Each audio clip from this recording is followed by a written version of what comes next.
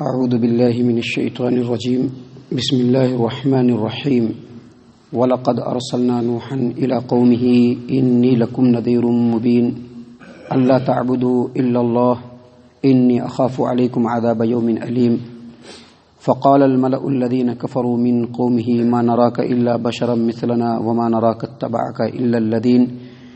الَّذِينَ هُمْ أَرَاذِلُنَا بَادِيَ الرَّأْيِ وَمَا نَرَىٰ لَكُمْ عَلَيْنَا مِنْ فَضْلٍ بَلْ نَظُنُّكُمْ كَاذِبِينَ۔ محترم سامعین کرام، سورہ ہود سورہ نمبر 11 اور اسی صورت سے ابھی آپ کے سامنے آیت نمبر 25، 26، 27 یہ 3 آیات تلاوت کی گئی ہیں۔ ان آیات سے نوح علیہ السلام کے واقعے کا تذکرہ ہے یہاں سے، اور جیسا کہ آپ کو معلوم ہے کہ اس روئے زمین پر پہلے رسول ہیں نوح علیہ السلام۔ رسول اور نبی میں فرق ہوتا ہے، اور جو اس روئے زمین پر پہلے رسول ہیں وہ نوح علیہ السلام ہے۔ آدم علیہ السلام کے وفات کے بعد ایک عرصے تک آدم علیہ السلام کی جو اولاد تھی وہ راہ ہدایت پر تھے، ایک اللہ کی پرستش ہو رہی تھی، اللہ کے ساتھ کسی کو شریک نہیں ٹھہرایا جا رہا تھا، اور پھر دھیرے دھیرے اس قوم کے اندر بگاڑ اور فساد پیدا ہوا۔ اور ایک بات یاد رکھیے، کسی بھی قوم کے اندر بگاڑ اور فساد جو پیدا ہوتی ہے اس کی بنیاد شرک کے اوپر ہی ہوتی ہے۔ صحیح البخاری کتاب التفسیر عبداللہ ابن عباس رضی اللہ عنہما کے قول کے مطابق نوح علیہ السلام کی جو قوم ان کے آنے سے پہلے تھی، جو بعد میں ان کی قوم بننے والی تھی آدم علیہ السلام کی اولاد میں سے، ان کے درمیان کے 5 بڑے ہی بزرگ نیکوکار اور صالح قسم کے جو لوگ تھے وہ وقتاً فوقتاً مر گئے۔ جب ان کا انتقال ہوا، اور یہ ایسے بزرگ تھے، ایسے صالح، نیک، پاک باز اور خدا پرست لوگ تھے کہ ان کو دیکھ کر کے ہی اللہ تبارک و تعالیٰ یاد آنے لگتا تھا۔ جب ان کی وفات ہو گئی تو ان کے قوم کے لوگوں نے ان کی کمی کو بڑی بری طرح سے محسوس کیا کہ یہ ہمارے قوم میں تھے، ان کے رہنے کی وجہ سے، ان کی وجود سے، ان کے تلقین کرنے کی وجہ سے لوگ جو ہے اللہ سے جڑ رہے تھے، اللہ تبارک و تعالیٰ سے لو لگا رہے تھے۔ یہ کمی بڑی شدت سے ان لوگوں نے محسوس کی، اور یہی وہ ٹرننگ پوائنٹ تھا، یہی وہ کمزور پوائنٹ تھا جس کو شیطان نے آئیڈینٹیفائی کر لیا، اور انسان کے بھیس میں وہ ان لوگوں کے پاس آیا اور کہا کہ یہ جو بزرگ ہیں ان سے تم لوگوں کو بڑی محبت ہے، ایک کام کرو، یہ ابھی تو تمہارے درمیان موجود نہیں ہے، تم لوگوں کو تھوڑا اچھا نہیں لگ رہا ہے، ایک کام کرو، ان 5 کی مورتیاں بنا لو، اور مورتیاں بنا کر کے جہاں پر تم عبادت کرتے ہو وہاں پر رکھ لو، تاکہ ان کو دیکھو گے تو عبادت میں دل لگے گا۔ یعنی اس نے پٹی یہ پڑھائی کہ آغاز وہیں سے شرک کا کیا جائے، اور 5 لوگوں کی جو نیکوکار تھے ان کی مورتیاں بنوا کر کے ان کے عبادت خانے میں رکھوا دیا۔ اب یہ لوگ بھی سیدھے سادے لوگ تھے، ان کو اتنا سب کچھ معلوم نہیں تھا، سوچا کہ شیطان تو سوچا نہیں، ایک انسان کی شکل میں آیا ہے، بہت اچھا مشورہ دے رہا ہے، یہ ہمارے بزرگان، ان سے دل میں بڑی محبت، ایک کام کرتے ہیں ان کا جو ہے ان کی مورتی بنا کر کے رکھ لیتے ہیں۔ ان لوگوں نے رکھ لیا اور ان کو دیکھ کر کے ہی عبادت شروع کی، حالانکہ وہ اللہ کی عبادت کرتے تھے، لیکن ان کو دیکھتے تھے، اور دیکھنے کے بعد ان کے دل میں اسپرٹ پیدا ہوتی تھی کہ ہم عبادت اچھے طریقے سے کریں۔ لیکن انہوں نے تو کسی اور مقصد سے یہ کام کیا۔ جب یہ نسل گزر گئی اور جب دوسری نسل آئی تو ان لوگوں نے اپنے آبا و اجداد کو اس طرح سے عبادت کرتے ہوئے دیکھا تو انہوں نے سمجھا کہ یہ اس بت کی ہی پوجا کرتے تھے،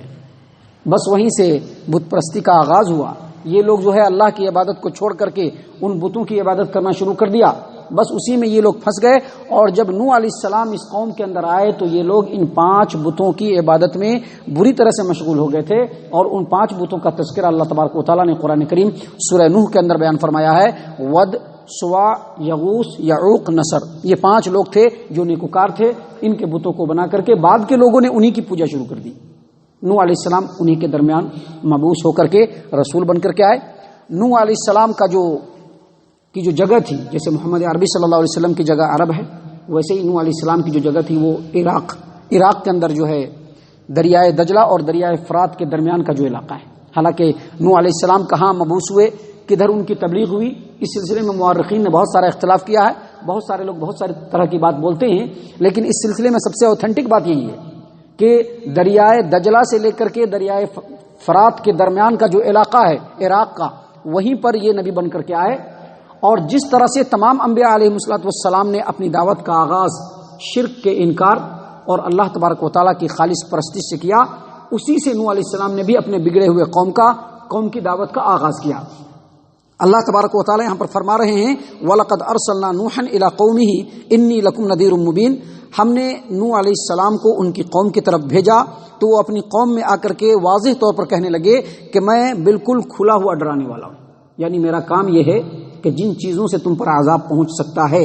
ان چیزوں سے کھلم کھلا تم کو ڈرا دوں۔ دراصل ایک داعی کی یہی صفت ہونی چاہیے، ایک داعی کے اندر یہی خصوصیت ہونی چاہیے، ایک داعی کو یہی چاہیے کہ معاشرے اور سماج کے اندر اگر کوئی برائی ہے تو اس کو وہ آئیڈینٹیفائی کرے،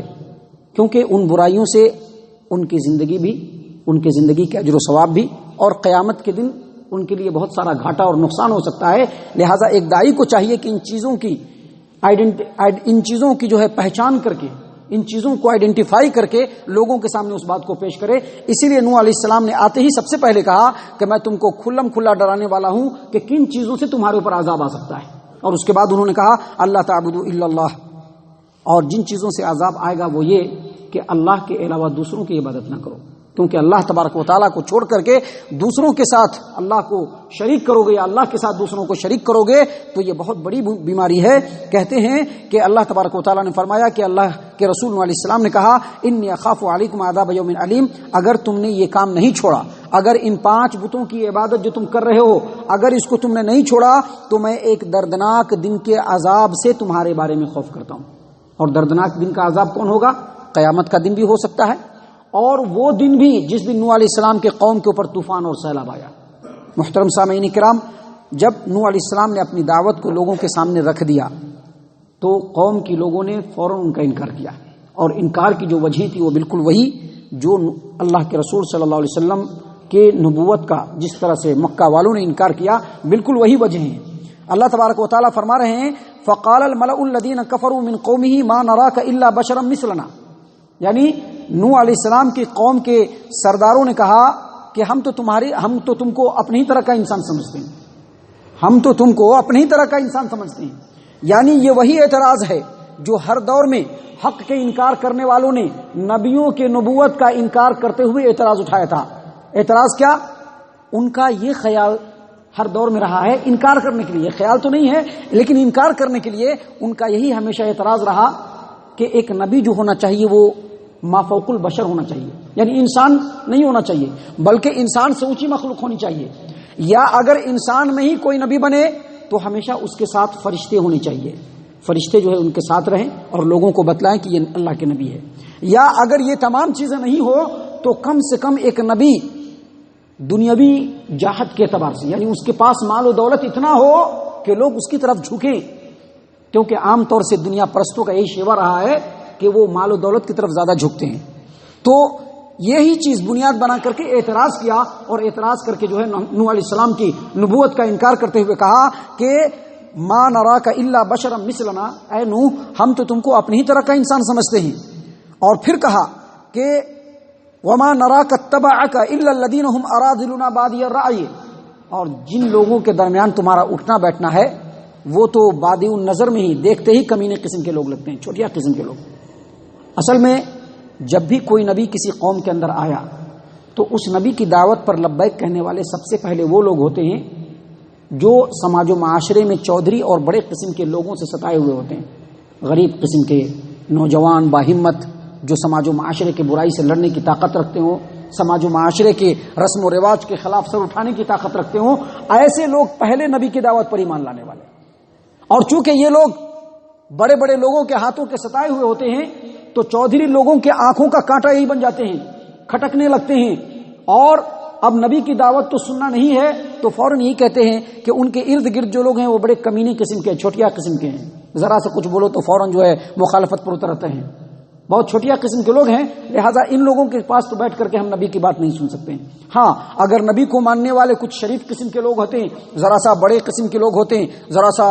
بابو صاحب ٹائپ کے لوگ ہوتے ہیں تو ہم بھی نبی کے پاس بیٹھ کر کے کچھ باتیں سن لیتے. بالکل یہی اعتراض نبی اکرم صلی اللہ علیہ وسلم پر بھی مکہ والوں نے کیا. اللہ تبارک و تعالیٰ نے فرمایا کہ نوح علیہ السلام کے اوپر بھی یہی اعتراض کرتے ہوئے ان لوگوں نے نوح علیہ السلام کی دعوت کو رد کر دیا. اللہ تبارک و تعالیٰ نے فرمایا کہ ان کے قوم کے لوگوں نے کہا کہ اے نوح ہم تو اپنی ہی طرح سے تم کو ایک انسان سمجھتے ہیں اور جو تمہارے پیروی کر رہے ہیں وہ لوگ بھی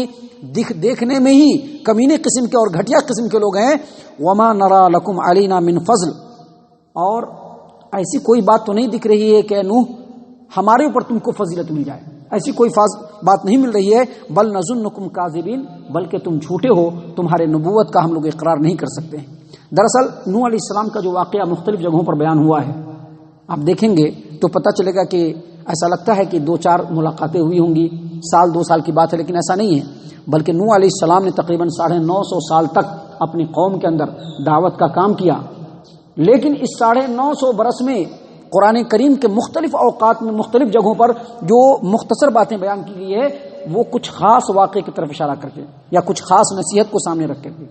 یہاں جو یہ واقعہ ہے تھوڑی تفصیل سے ہے, اور آگے نوح علیہ السلام کے واقعے میں ان کے قوم کے اوپر کیسے طوفان آیا اور کس طرح سے ان کے فرزند کو بھی جو کہ نوح علیہ السلام پر ایمان نہیں رکھتے تھے ان کو بھی عذاب میں مبتلا ہونا پڑا. ان تمام باتوں کا تذکرہ ہے, اور ساتھ ہی ساتھ محمد عربی صلی اللہ علیہ وسلم کو یہ تلقین بھی ہے کہ جس طرح سے نوح علیہ السلام نے 950 سال تک صبر کیا, اے محمد عربی صلی اللہ علیہ وسلم آپ کو بھی صبر کرنا ہے.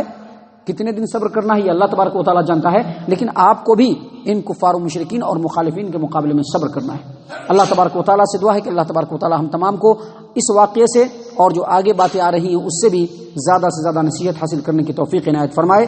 انشاءاللہ باقی واقعہ جو ہے کل آپ کے سامنے اسی درس میں بیان کیا جائے گا. اللہ تبارک و تعالی ہم تمام کو نیک توفیق عنایت فرمائے, ہم تمام کو صحیح معنوں میں مومن اور مسلمان بنائے, جنت الفردوس میں جگہ عطا فرمائے. اے اللہ ہم تمام کو جہنم سے پناہ دے, اے رب العالمین ہم تمام کو جہنم سے پناہ دے, اے مالک الملک ہم تمام کو جہنم سے پناہ دے. آمین یا رب العالمین. وما علینا الا البلاغ المبین.